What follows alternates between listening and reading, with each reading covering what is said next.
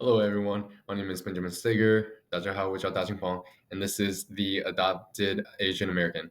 So, in today's video, we're actually going to be having a conversation and interview with the amazing Amy Tai. She is someone who I really look up to as a mentor, and she is a strong advocate and supporter of her community, as well as being an amazing musician. With that being said, this interview talks about a lot of different things from our backgrounds, being Asian American minorities here in America, as well as talking about the model minority and the myth that came from that. And I hope you guys really enjoy this and learn a lot from it. Okay, so I came up with a bunch of questions as well, so that I had an idea of what we were talking about. But I wanted to start off getting to understand your experience. So I was curious as to what your experience has been like living in South America as being Chinese. And I was wondering, how were you perceived by you said Peru, right? Yeah. People from Peru, and did they make you feel like you belonged? Did they make you feel like you didn't belong? Yeah. Do you want a sort of comparison contrast between life for me in the US and life in Peru, or do you want to just know about Peru? For now, just about Peru. For now, just about Peru. Okay. Yeah. Well, I loved Peru. I loved living in Peru. I think that one of the reasons I loved living in Peru was because I was in a country that was not white dominated. It was a country where I could blend in, and like having black hair and being small, and like, I felt at home. Mhm. Um, I felt that people also saw me in a different way. Like living in a country that wasn't where sort of white racism like wasn't coming at me all the time, and sort of being invisible. Like I didn't feel invisible in Peru Mhm. at all, and I didn't feel. Um, and if there was a feeling of like being different or othered in a way, it was a positive thing as opposed to a negative thing. They saw me as an Asian. Uh, they just and people were more human, and people were more connected, because I think when you live in a country where people are still connected to each other and their land, and they're right there, it's like not a settler country, right? So that connection that they still feel to their culture, their land, their people themselves, comes through in the way they can connect with other human beings. Yeah, so I loved it, and I felt very accepted, and I felt very at home, and I felt seen, and and I understand that there was also like great sort of, I think it's, I think there's privilege in being a USer going to a poor country where, Mhm. like, because I was seen as somebody from, a wealthier country, you get treated better than if you were like, say, from Venezuela, right? Yeah. So if I'd been a Chinese person from, but in general, Chinese people were viewed more positively anyway. So even the Chinese from China were, you know. But also, I think Peruvians really respond to openness and human connection. So because I was very open and friendly and warm to people, they were also very warm and friendly to me, Yeah. which is not the case here. Mhm. Not always. Right. Right.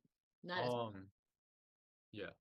And so with that being said, what do you think your experience has been here in America, and what are those comparisons with living in Peru versus living here in America? I know that you have made some of those yeah, highlighted yeah. comparisons. So in the United States, I think that because of the history of the United States and the role that racism plays in our society, I think that um, because of white dominance and systemic racism and sort of the unaware racism and unaware white privilege, etc., all of that is constantly like at play.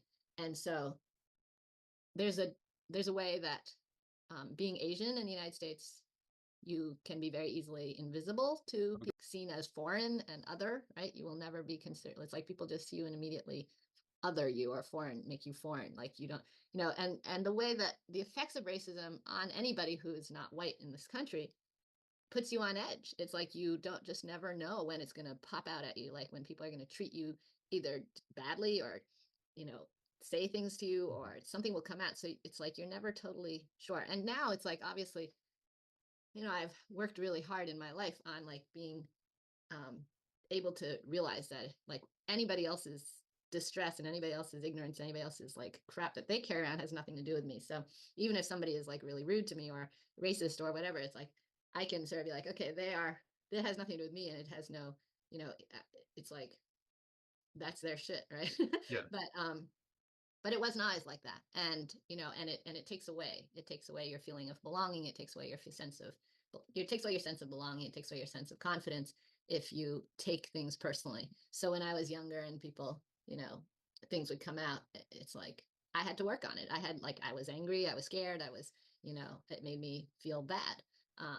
And I've luckily had a lot of emotional healing work in my life, and that has made it possible for me to understand a lot of like my reactions, and also why people are seeing me and treating me the way they do.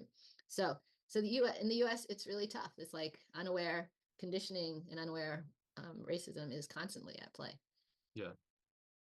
And sometimes it's not just unaware. Sometimes it's conscious and direct and intentional. But there is a whole level of unaware oppression that's constantly going, and you have to really, it's exhausting, right? Yeah. Speaking on that, I've always felt, especially growing up in an environment with other kids and then other teenagers and then other like young adults, I would say, there's always that seemed a lot more overt in terms of them intentionally calling you out for being different. Whereas by the time I was in college and a little bit past college, it was a lot more unaware. Of course, until COVID happened, then uh, it was actually the Hispanic and Latino community that was the most threatened by people who were Chinese or even Asian. Really? Wow, Yeah, interesting. and I would hear them cussing at me in Spanish, or they'll blame me for being like the reason why COVID happened. Wow. And so Wow. in Chicago, when I was dealing with that, I was sometimes not, I wasn't afraid to go out when I had to get groceries, but it was something where I was like, okay, this is what I'm gonna have to deal with today. So I just gotta prepare myself mentally. Wow. Yeah, That's tough. yeah. Um, So you were in Chicago during COVID, and there was a large Latina population, Latinx population there. yep. Chicago, New York, and a bunch of other cities have been um, having a lot of migrants from South America, from Peru, and I want to say it's Honduras, Honduras and Guatemala. Guatemala as well. They have been coming up and being bused to these major cities. So we have a large population of homeless people from South and Central America, but then we also have, because Chicago has their neighborhoods. In the north side where I was living for the couple years immediately after college, that was your mostly white and Asian community. And then you have Chinatown, which is going to be just south of downtown Chicago. Then if you go further south than that, you're getting into the African American communities.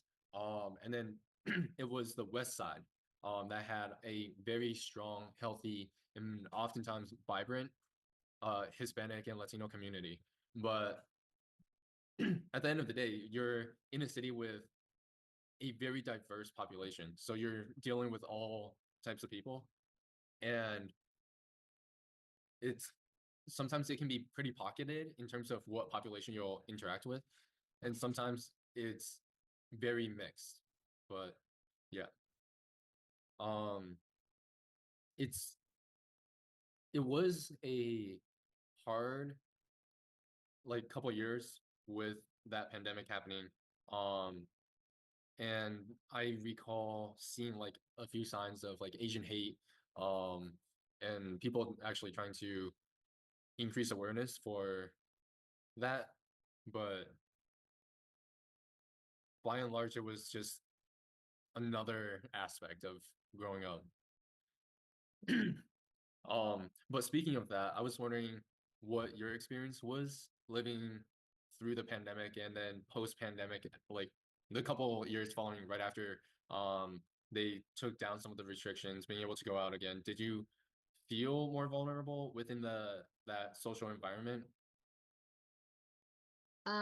Honestly, the pandemic was not that bad for me. I felt very lucky. I'm very grateful that, you know, um, I heard about a lot of the Asian hate, and I read about it, but honestly did not experience a whole lot of my own personal stuff. And I think it's because I live in a very, progressive, well off, well resourced area where people are not struggling and not blaming, not fighting for the scraps, right?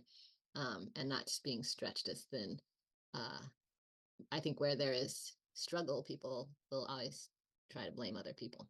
Um, and and so, I had a couple of experiences where I was like, was that because I'm Chinese, or am I, was that what happened there? But it wasn't overt, and there was, Yeah. yeah, I haven't had a whole lot of overt anti-Asian stuff thrown my way. Um, so I've been lucky in that. And I didn't, um, I had a pretty good life during COVID, and then I came out and I just did, yeah, I don't feel like I was very lucky. Mhm. Um,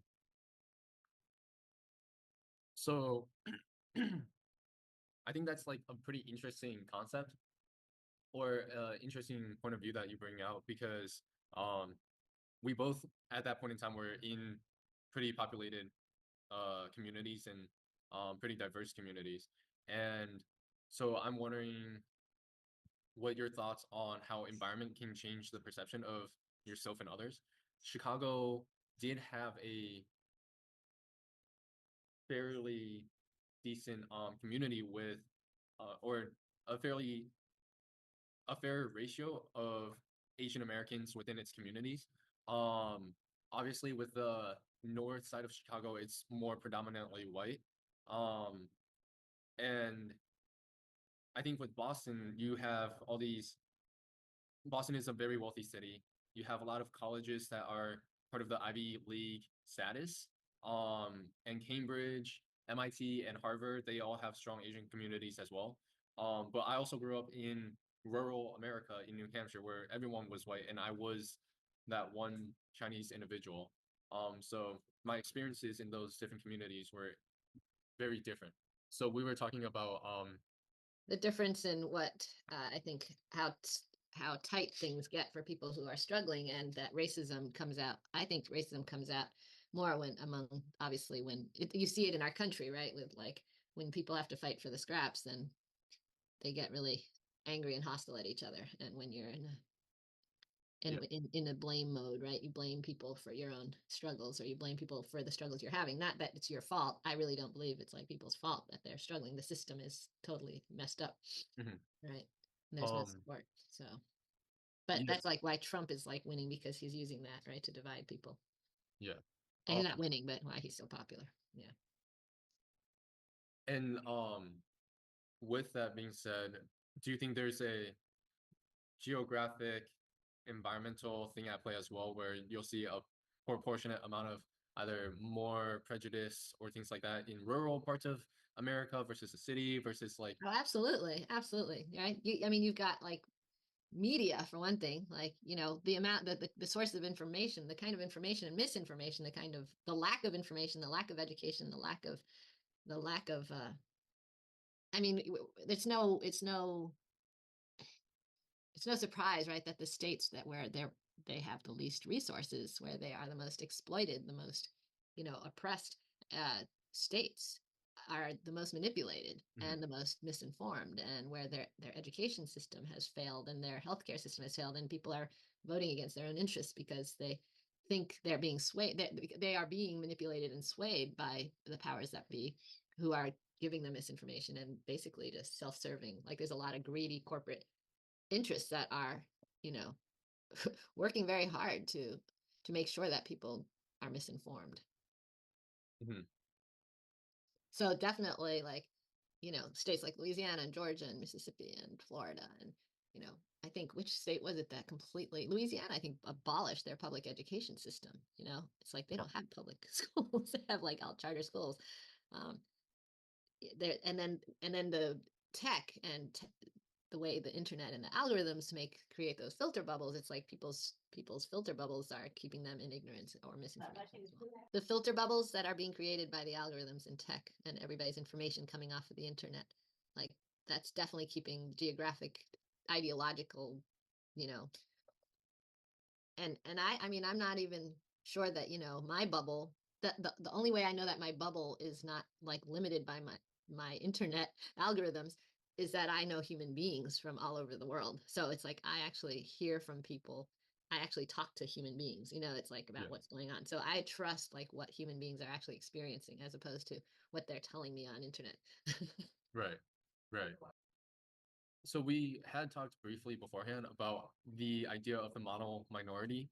And I know that you have been very humble in your expertise, but I was wondering if you could speak a little bit more about that myth of the model minority and I'm sorry. No problem. Being able to speak more about the myth of the model minority, where it comes from, how it's spread, and then what are its implications in current times? Yeah, okay. That's a big question. So I believe that the model minority myth was started by a journalist of an article in this, maybe it was the 60s. Um, I can't remember exactly, that you could check that out on the in the article. I was reading an article recently, and it was like basically the creation of a model minority allowed the system and the systemic oppression to continue dividing people in a much more effective way. Like, look, it's your fault that you're poor and struggling. It's your fault. Here's a group of people who's like, they're doing well. Their economics are good. They're succeeding in our country. They are, you know, and why can't you be like them? Right? Like it's blaming the poor instead of poverty. It's pitting people against each other. It's driving a wedge between people. And the way that any right owning class knows to keep power, the best way to keep power, of course, is to keep people divided. So the more you can divide people, the more you can pit them against each other, the less they'll be able to actually change the system and change the way that things are working in our society, so that there's more resource shared, there's more community, more, you know, less greed, less exploitation, less it's like when human beings stand up to fight for better treatment, better pay, better, you know, when we can unionize and when we can come together, it's not good for the owning class. They end up with less. And the way greed just hooks its claws into the, right? It's like, so it started off by some white journalist, and then I think that it like took hold and got pervasive, you know, became more pervasive, and people took it and ran with it. And they did not, first of all, they did not look at the way that Asia is not monolithic, right? Um, they're talking about, they were talking about in the late, Yeah.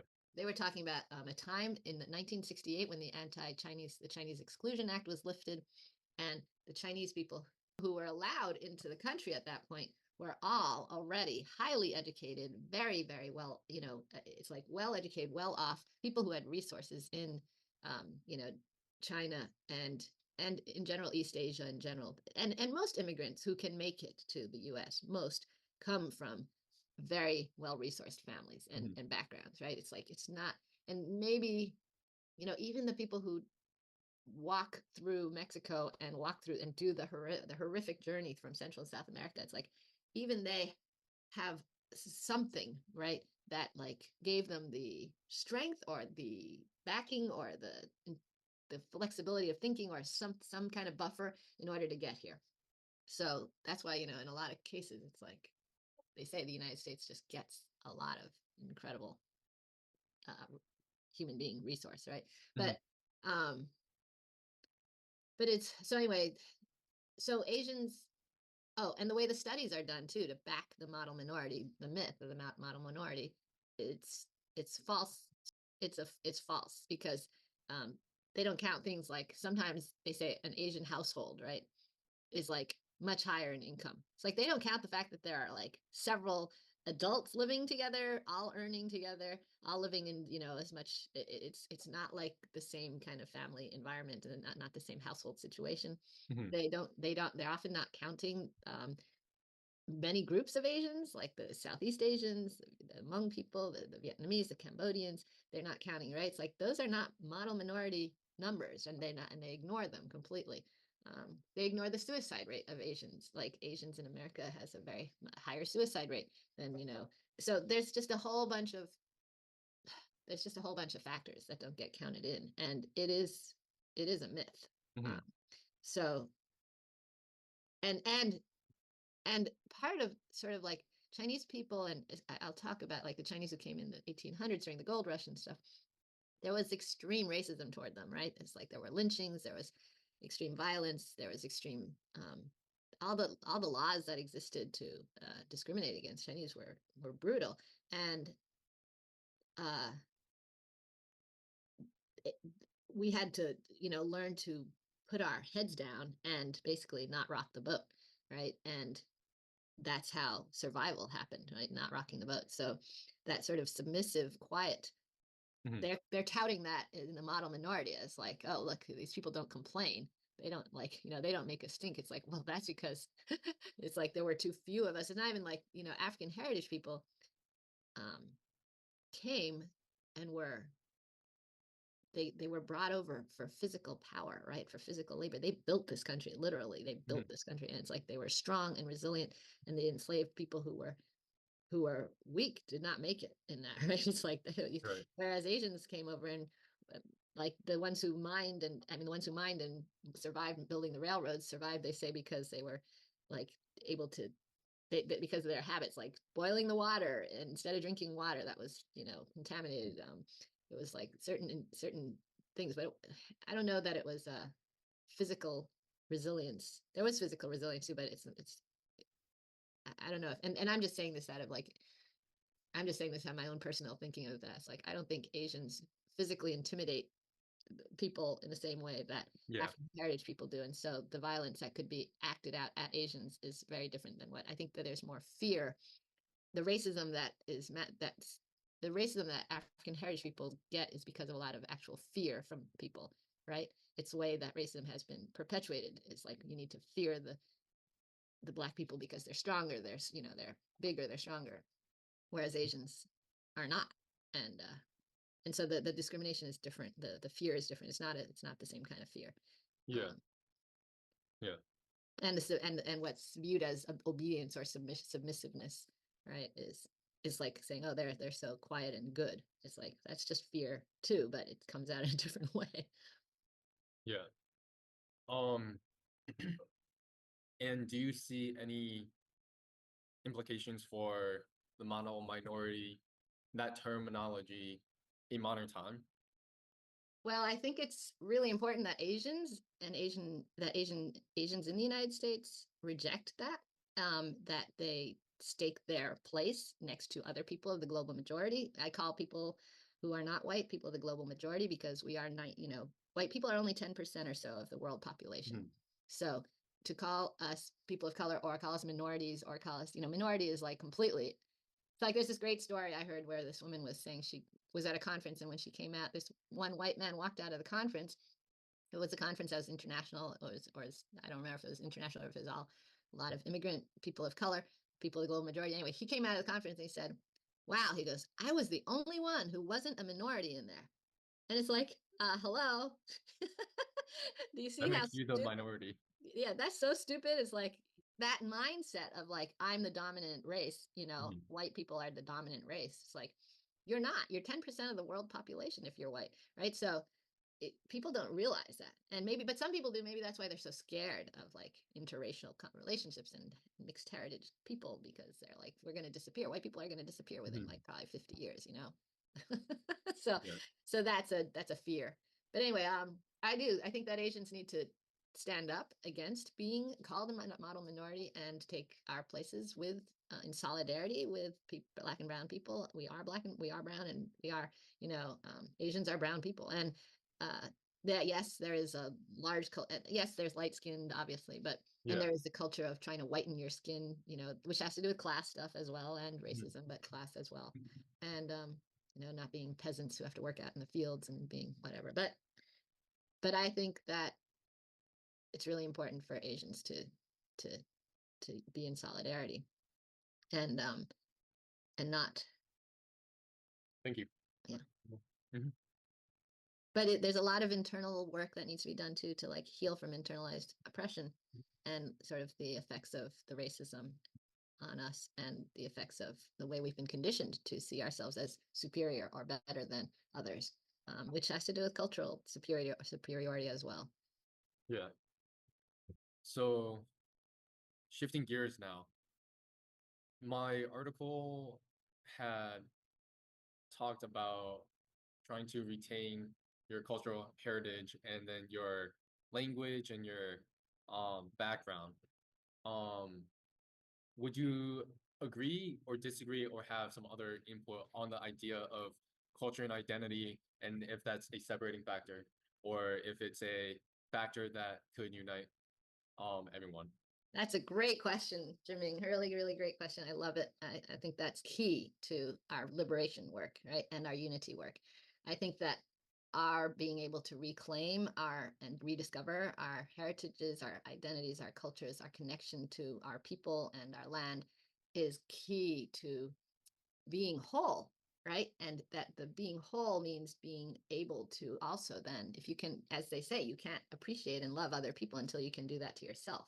So I really feel like the reason that settler countries like the United States and Australia and certain parts of Europe and whatever are they're so disconnected from their own land and people and heritages that's why they can so easily oppress and genocide and you know exploit other human beings because they have given up that part of themselves. Mhm. And so in our work to reclaim our cultures and our identity, and language is a key part of that because language is what like language is what was created by our people in their right in their environment, and language has embedded in it values, it has wisdom, it has humanity, it has principles. It's like there's, as they say, in many indigenous languages don't include the word for art or work because that's part of life, that's just part of being human. It's not a separate thing, it can't be separated.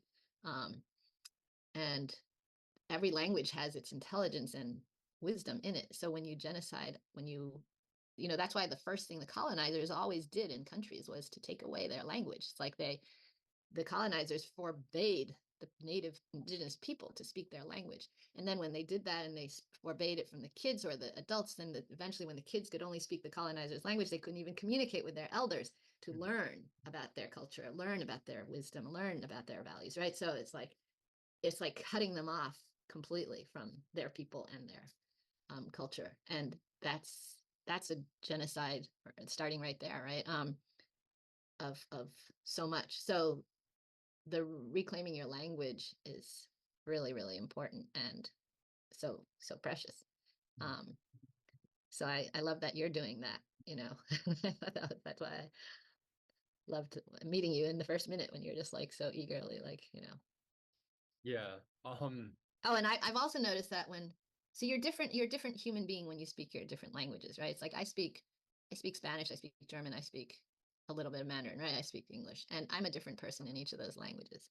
And I've noticed that when I speak Chinese, there's a way that I can feel um, things in a different way, like and I don't know if that's like a DNA thing or if it's a personal my own personal experiences with my family. But like if I say I'm tired, so I've had I've done my counseling sessions where like if I say I'm tired in English, it doesn't have the same effect as if I say well how le. If I say that in Chinese, it just has a whole nother world of feeling to me and I can feel so much more. So I think that our humanity is really tied in with our language. Yeah. Um, I think that it's very interesting with the language aspect of that stripping away your identity. Um, like when I came here, and I noticed it a lot with the kids who I teach. When I was in Chicago, I was teaching kids from different backgrounds, different cultural identities, and they would profusely not speak their native language. And I had this one girl, Annie, and she loved me, but I would try and always like speak Mandarin to her, even the very tiny bit that I knew. And sometimes she would be very hesitant, but she'll talk to me in Mandarin.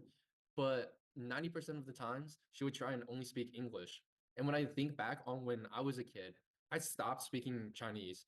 And I was like working on my second part of the article beforehand, and I noticed the fact that if I can't speak English, I would not talk. And then once when I did speak English, I would only talk and speak in English. And then by the time I was in middle school, I saw myself probably more as a white American than I did as a Asian American. And then um it's a subconscious thing. It's not something I wanted, but I also didn't keep up with my culture. And that's part of it is because it's very inaccessible. New Hampshire, you don't have a large Asian community, much less a Chinese community. Nobody to speak Chinese with. Yeah. And so there's a tiny bit of the external factors that push me into only speaking English, but then there's also a lot of internal factors that make me feel like I can only speak English, that I am only American. There's no Asian American. There is no Chinese American. Um, and hearing you talk about that and me opening up my mind to more of my past and history, um, it's disheartening and sad. And I don't know if you can tell right now with being on video, but my eyes are like watering a little bit. Um, Mine and too. Mine too. I very strongly agree with what I wrote in the first article of really wishing I kept my Chinese language. Um, It's in there, Jiming. It's in there. It will come back. I really hope it. It will. Yeah. It will. It's in there. You are 7 years old. You are a fully formed, fully communicating young person, and it's in there. And the only thing that's holding it back, I think, is like, those internal factors that you can work on and heal from and get out of the way. Mhm. I have complete faith and confidence that you will get it back. Um, so on that note, on the fact that you more so than me because you're an educator and you are a strong advocate for your community. Um, and with me having been a youth soccer coach for a long time to a bunch of kids from different backgrounds, different communities, interacting with kids as a teacher and things like that. We have all these different experiences and nuances that we learned from our kids while we were also teaching. But would you have a, bye guys, have a good one. Would you have a message for um the Caucasian community, and would you have a message also for the minority community for Not Asian? minority. Yeah. People of the global majority community. For people of the global majority and Mhm. for white people. Yeah. Well, thank you for giving me an opportunity to give my message. I think, you know, I think that all human beings belong together, connected. And I think that we are all, born with this desire to connect and this desire to know each other and to love each other. I think I think that the hurts that happened to us were really brutal, and we got really, really brutally divided from each other, but that it is really important that we face all the ways that we got disconnected from ourselves and each other, and that we keep reaching for, the connection. And for white people, it means looking at the way that, like, being put in the oppressor role, being put in a role that's like as an oppressor is really, really painful and hard, um, and unpleasant work to look at. But it's like people have a responsibility to do that. And if you want your world to be bigger, because right now, like I said, white people are 10% of the population, and there's a way that racism has really kept white people divided from the rest of the world, right? There is a huge, huge world out there that does not involve white people, even though it looks like that's not the case because of the way globalization and the way systemic racism. But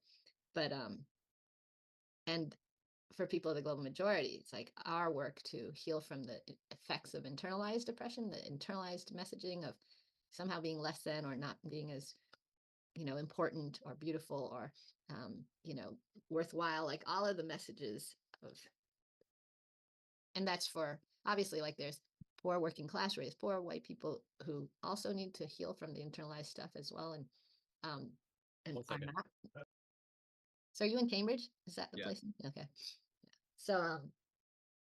So there's work to be done on ourselves, and I always think that it starts inside, right? It starts on our own individual healing, so that we can interact, interrelate with the rest of the world in a more connecting, loving, compassionate way. Hello, how are you? I'm good. Sorry. It's okay. Did you are you recording? I am.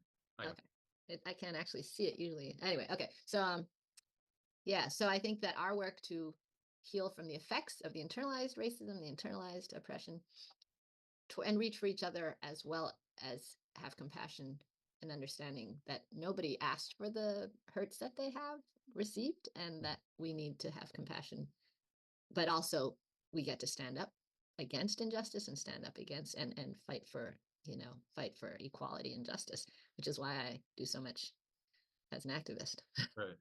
And that the more healing you can do on that, you will be able to stand up better for yourself and for other people, other issues, other causes, other everything, the planet or people. Yeah. So my message is reach for each other, reach for yourself, like treasure yourself, and face the feelings, be human. It's revolutionary to be human. Mm-hmm. Yeah. I definitely agree with what you say. Um, I think that anyone who really read my article, they'll understand that I had a lot of change happening between when I was adopted to when that article was written. And a lot of it is being more open and trying to heal myself from what has happened to me. But it took a lot of accepting that those historical events that happened to me, because um I said this, but I'll say it again. I had my head buried. I didn't want to accept the things that really happened to me, and I wanted to like just go on, but it wasn't healthy for myself, and I could not see myself continuing to grow and develop until I opened up to my past. And um, thank you. And then being able to understand that my own development is going to be a necessary step into helping out other people. Now that I have grown a lot and I've learned a lot, especially in the past couple of months since I've really started pushing my story, since I really started trying to get myself involved in more Asian communities. I have seen myself being able to connect with other people much easier, and connecting with them about anything personal, from being an Asian American to being adopted um, to business, to friends and families. My family relationship has always been the most stressed and strained relationship in my life. And it was because it was very hard for us to get past two things. One is the fact that they're in a transracial adoption situation, and then the other one being the fact that I am adopted.